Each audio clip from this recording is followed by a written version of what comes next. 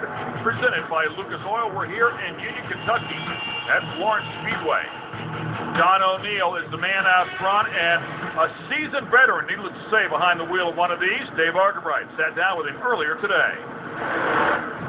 You know, there's a lot of travel involved with running with the Lucas Oil Series. You're gone a lot weekends, up and down the highway. Do you like that part of the lifestyle of a racer? Oh, I love it. I got two boys that's in school, I have to shuffle them around a little bit, and won't be long school will be out, but I love it. You know, you talk about that, the two sons. You're a single dad raising two boys. How do you juggle the logistics of being on the road? Do your kids come with you a lot?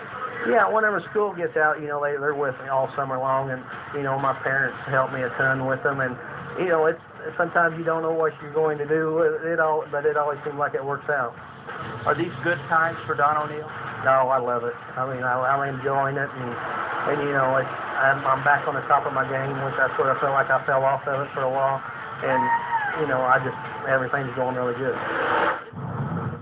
And he has been solid this year. We talked about him before picking up a win, but in the top 5 on 12 different occasions, the top 10 21 times, and it is about that consistency as we'll get him restarted right here.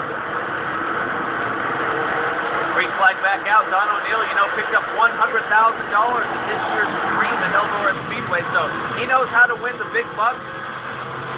They go on board again, Mr. Leader.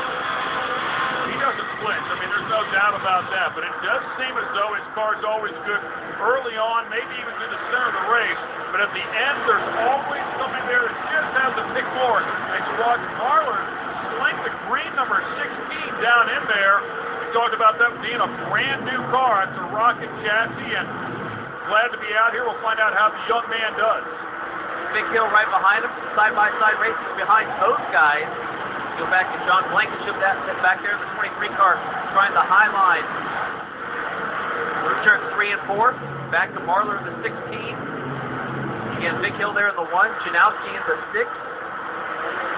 44 car of Chris Madden now trying to take the spot away from Joe Janowski in number 6. Takes a look down underneath him. Can he pull it off and slides right up in front of him? Now a 3-car battle, Madden, Janowski, and of course John Blankenship. One of the hottest drivers in the series right now, former series rookie of the year, Blankenship. Oh, yeah.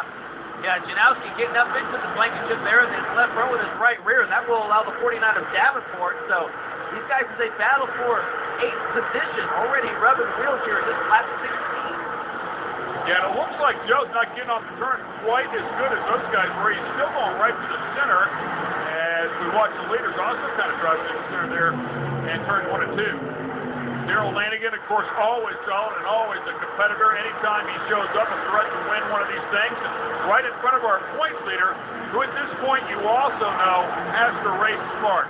But it's early on, a long race. You have to be patient. You want a good car at the end of the night. Jimmy Owens is hoping he has that. Stay with us. We'll be back with more action from the North-South 100. There's a look at the Lucas Oil Top 5.